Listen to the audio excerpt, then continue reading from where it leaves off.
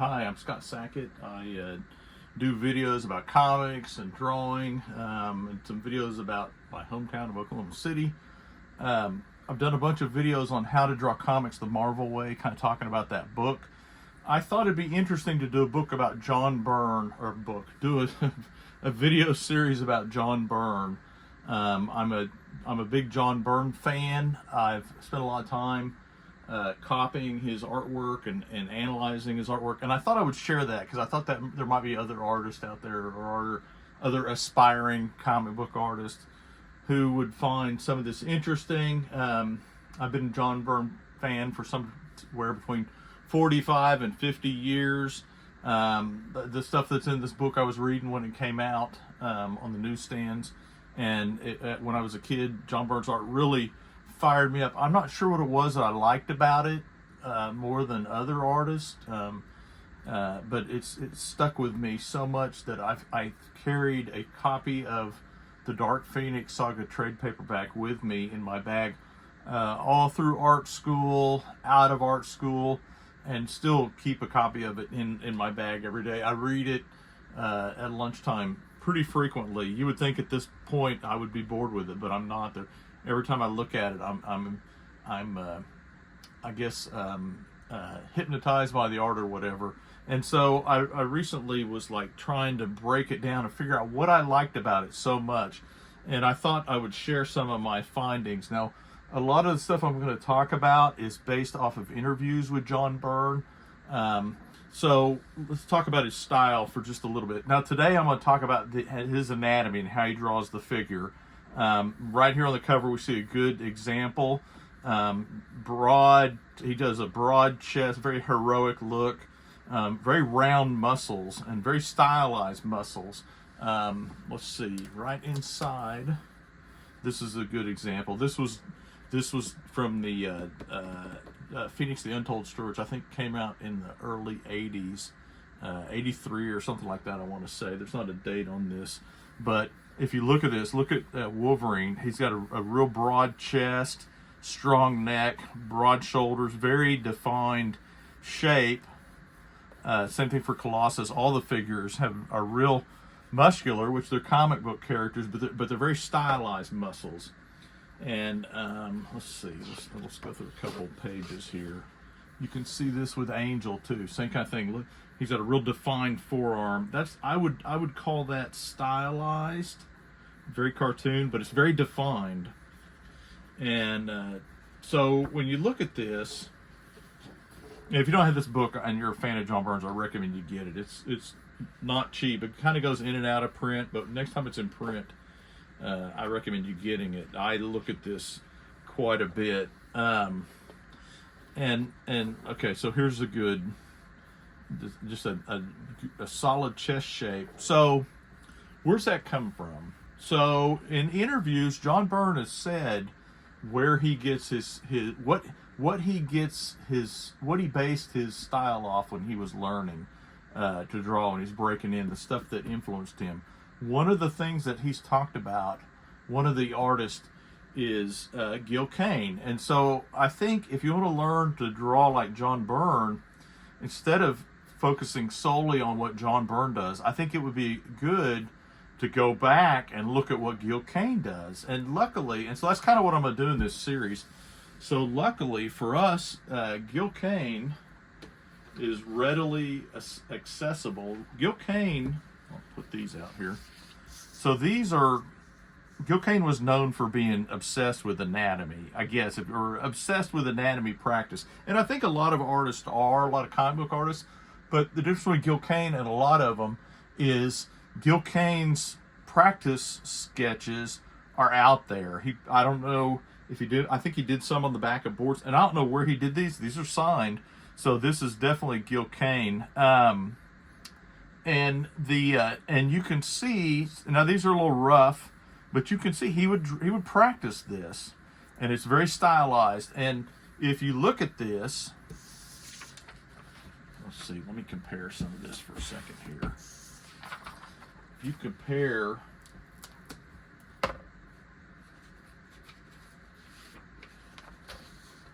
this, what John Byrne did here with Wolverine, to what Gil Kane did here with this character. In terms of the arm, you can see he's got that nice shoulder, and then the upper arm, and then the forearm.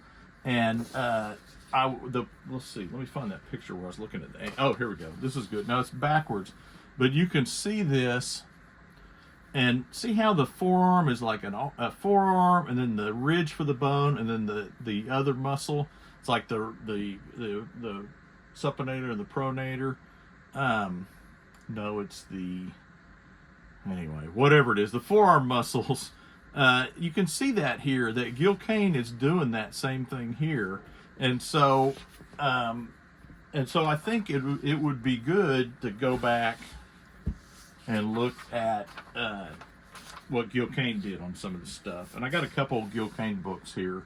And I'll admit, I was not a huge Gil Kane fan growing up, because I mostly read Marvel comics, and he didn't do a ton. He did Marvel, but he didn't do a lot when I was reading Marvel. And so I had the Adam Showcase here. Let me flip through it real quick. And this is probably this is later. This is earlier in his career. Now, Gil Kane, if you read interviews with Gil Kane, he's talked about how he kind of felt like he struggled stylistically. He couldn't really find his niche. And I think in this, and I don't know what year this is from, but it's probably the mid 60s. Yeah, 63 to 65. So there's a range of stuff in here, but but you can still see, that's real small. You still see some of that same kind of form that John Byrne is using. It's not quite as developed, and don't look at the rendering he didn't get from Gil Kane. In fact, a lot of the rendering that everyone likes in the X-Men stuff came from Terry Austin. It was there.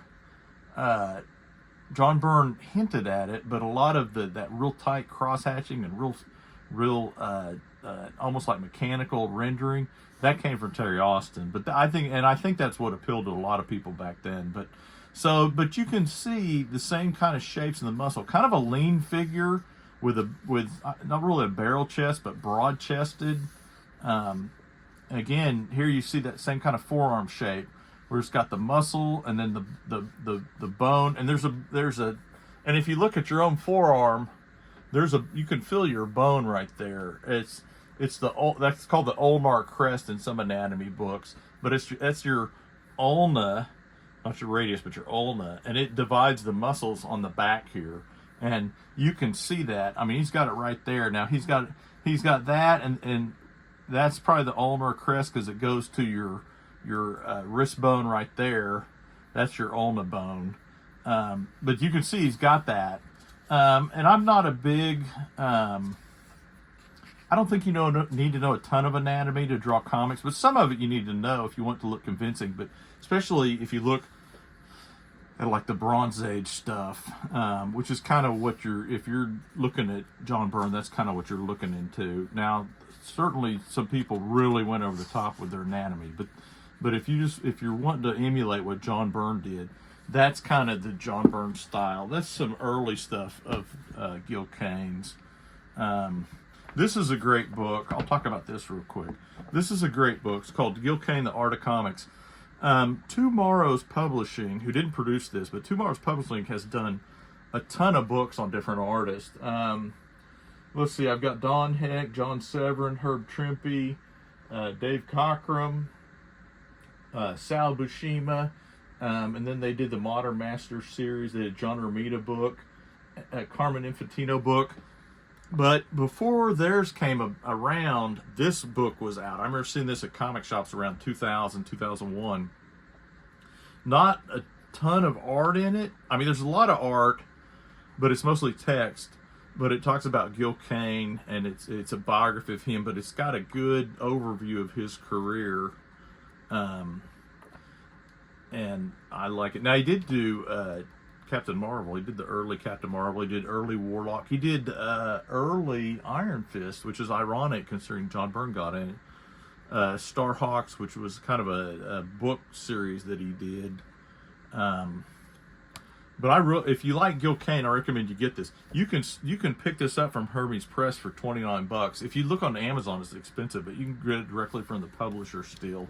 I've had this for about 3 or 4 months. I did not realize this was still in print. It's got a nice overview of Gil Kane stuff. Now, if you want to study Gil Kane's anatomy, this is a good book, and I picked this up maybe a couple weeks ago. And what I like about it is Gil Kane inked it. I think he inked it. Yes, yeah, he inked it. And Gil Kane has talked about using a marker to ink some of his stuff. Let's see, when did this come out? I think this came out in the 80s. I did not get this when it came out. I have some of the singles that I got once I really started looking at Gil Kane. 83, 84, 85, 88. But this is a great book. Let me find the picture I was looking at earlier. This right here. This is a very John Byrne anatomy type thing. You can see strong pectoral muscles, a broad chest, very defined muscles on his arm, a shoulder muscle, a bicep, a tricep, then the forearm muscles, the clear defined break in between the forearm muscles, going down to the tendons that go to your fingers. I mean, this is I would consider this like this could be like a John Byrne drawing. Again, don't look at the rendering. You're looking at the way that the anatomy is formed, and so that's what you want to get, I think, out of this, or that's what I'm trying to get across in this video. Is if you want to draw like John Byrne, don't look at how he shades stuff and that's the kind of stuff that you tend to see. Like when you're first starting out or when you're younger, you kind of look at all the cross hatching and you go, oh, that's great. I mean, I would have never looked at this when I was a kid, because to me it's like, what is going on with his face? That looks terrible. But that's a good face. That's a great hand. This is right here. I mean, that's good anatomy right there. I personally am not crazy about the way it's rendered. You know, I don't like his lines. Don't appeal to me, but the way it's put together, this is phenomenal. What he's doing with the figure, you know, and so last thing I'm going to say on how long I've been recording. So what I did when I was trying to study John Byrne's anatomy, and this is where it all kind of clicked for me. I went to Byrne Robotics, which is his website, or it's a forum, but it has a gallery there, and this is all pencils that he did, like the pencils for Blood of the Demon, Action. He did a Hawkman one-off, and Doom Patrol are all on there. Oh, and the Atom. He did 3 issues of a new Atom run. And so what I did is I just went through, I downloaded them all, and I went through and I cut and paste. Now I did in Photoshop. You can do it in GIMP or something else if you don't have Photoshop. And I created like a cheat sheet of anatomy. And I didn't duplicate everything, but I roughed it in. I'll show you. I'll give you kind of a little example before we go. So like, if I want to like emulate this Hawkman, what I would do, and I've filled a sketchbook with stuff like this. In fact, there's probably got some in here earlier. So what I would say, if you want to learn from John Byrne and you want to draw like John Byrne and emulate his anatomy, don't focus on like all the marks that he's making, but kind of focus on the shapes he's using to build the figure. That's what he gets from Gil Kane. He's getting those shapes, and he has said that Gil Kane was an influence on his anatomy, and I can see it if you study it. And I don't know what or when. He doesn't say I read the Atom in the '60s and it was a big. He doesn't say in the interview, but he just says, "Yeah, I got my anatomy. My anatomy was inspired by Gil Kane." And so this is what I'm saying. Do is come in, and I'm just kind of following it, sort of. And you can see I'm not putting a lot of time into it, a lot of details, but I'm going to use what John Byrne has done here as kind of my guideline. Oops, sorry, I wasn't looking what I was drawing. And again, I've copied everything on this page multiple times, and again, it's just like this. Just spend an evening copying. And it really helped me to do this, because I was kind of struggling, and I would say it kind of pushed me my figure drawing kind of a different level. Because one of the things is you study, and he doesn't draw the rest of that arm, but I'll let's see what we can do. I'll do it like this. You study like anatomy books, but you kind of fake a fist there. If you don't apply it, and it's hard to get it to click, I guess is what I'm saying. You could read the probably the best anatomy book for drawing superheroes is maybe like Bridgman. I know it's kind of old compared to some of the others, and I've reviewed the Bridgman book. They did I think it's the 5th or 6th edition or 20th anniversary or 50th.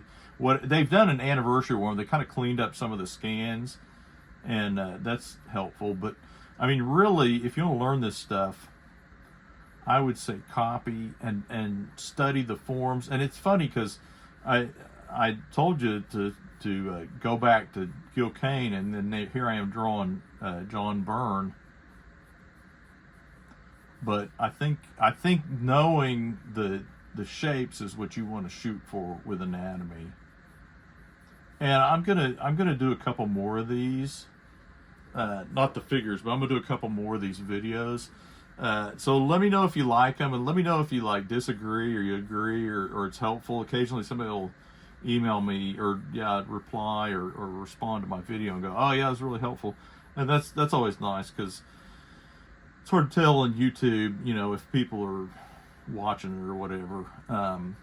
And honestly, part of this I do for myself, because I get something out of this. See, and I don't know, I kind of deviate a little bit from his chest, but you can see, and that's what I would say is, copy this, copy Gil Kane. This is a good book. I say copy this. You don't have this, but build you something like this, where it's just, and you can see it's just all different poses, different camera angles and stuff.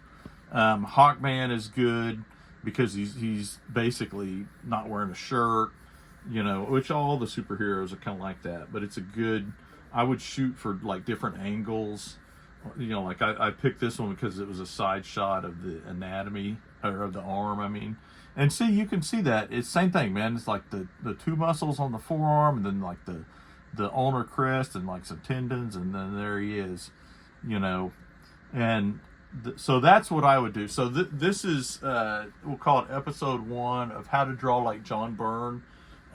This is the anatomy episode. I may talk about I may do another anatomy one depending on how this goes, because another person that John Byrne has talked about is John Buscema. And of course, John Buscema drew How to Draw Comics the Marvel Way, and so a lot of his anatomy comes, it's straight out off of Marvel's house style, I guess. That's what I'm trying to say, which kind of makes sense. Anyway, so that's the first episode of How to Draw Like John Byrne. We'll call this the anatomy episode. Thank you for joining me. I hope you enjoyed it. If you did, please consider subscribing and watching some of my other videos. Keep an eye out. I'll probably do some more videos like this in the future. I got a couple more topics I want to cover. I want to cover one on technology, because John Byrne's, no matter when he drew it, all of his technology looks very similar, and that comes out of something in particular that he's talked about, and I'm going to talk about that. I got a couple of more ideas for my How to Draw Like John Byrne series. But anyway, thank you for joining me, and good night.